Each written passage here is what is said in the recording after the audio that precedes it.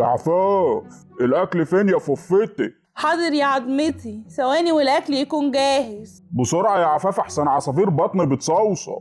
وهي دي عصافير برضو يا عضمه؟ دي كلاب بلدي بتجري ورا بعض. هنتغدى النهارده يعني ولا هنفضل نستلطف طول النهار؟ الاكل هو يا عضمه، بالهنا والشفا.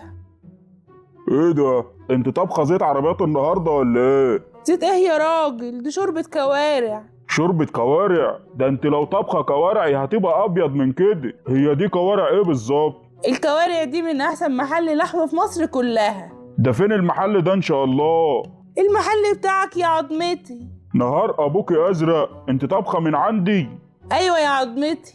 حتى لو من عندي عمر كوارع الحمير ما تعمل كده. تقصد عشان الشوربه سمرة يعني؟ دي مش سمرة، دي سودا ومهببة. السمار ده من الخلطه السحريه بتاعتي، انما الكوارع 100%. دي ما تتاكلش، دي تتصور وتنزل على الفيس عشان فانزاتي يعرفوا حجم معاناتي. كل يا عضمه واسكت، مش كنت بتقول جعان؟ اكل ايه؟ انت عاوزه تعملي لي تلبك معوي؟ وادي صوره بقى بعد هديتي في المطبخ طول النهار تقول لي كده؟ ربنا يورينا عجايب قدرته في كل اللي بيكره اكل مراته. بركاتك بركاتك يا عفاف، ده انت دعوتك بترشى. الموبايل بقى نص سوا.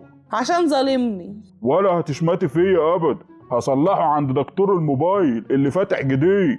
ده بعد الشوربه اللي شربها دي مش عايز دكتور موبايل، ده عايز دكتور مخ واعصاب.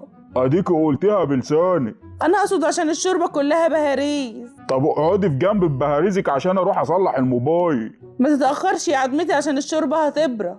السلام عليكم ورحمه الله وبركاته. عليكم السلام ورحمة الله وبركاته. قول لي يا نجم وحياة والدك، تعرف تصلح الموبايل ده؟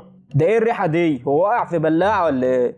انت بتقول ايه يا جدع انت؟ ده واقع في الاكل. اكل ايه؟ ده لو وقع في وسط الفسيخ ريحته مش هتكون كده. انجز، هتعرف تصلحه ولا لا؟ هيتصلح، بس هو ماله مزيت ليه كده؟ هو واقع في ايه؟ طار من ايدي وقع في الكوارع وراح غارز وسط حمامتين، وفي الاخر ركز في الحله من تحت جنب اللحمه. ده كده مش عايز يتصلح، ده عايز عروسة. انت هتصلحه ولا شفت مرجي غيرك؟ ساعة وعد خده، عشان ده لا مؤاخذة هيتفك. ساعة كتير، نضفه وانا واقف.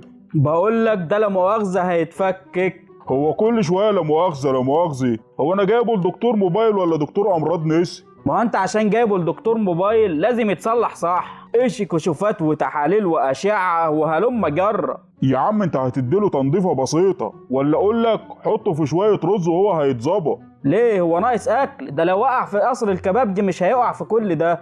انجز عشان عايز اشوف الماتش. ده بعد الفيتامينات اللي وقع فيها دي مش هيجيب الماتش. امال هيجيب ايه؟ هيجيب دهنه من الشاشه. يا ابني انجز بقى، المسلسل التركي هيفوتني. يا معلم كرش، انا قلت لك شويه تعالى خده، ما تعصبناش بقى. اسمي عظمه، اسمي عظمه يا لوح. ايه كرشه دي؟ والله عظمه كرش فش كلها اعضاء بهاي. بهايم؟ طب تعالى. بالراحه يا معلم. لو وصلتوا هنا بالفيديو ما تنسوش تصلوا على النبي وتكتبوا رايكم في التعليقات، واكتر تعليق هيعجبني هعزمه على شوربه كوارع.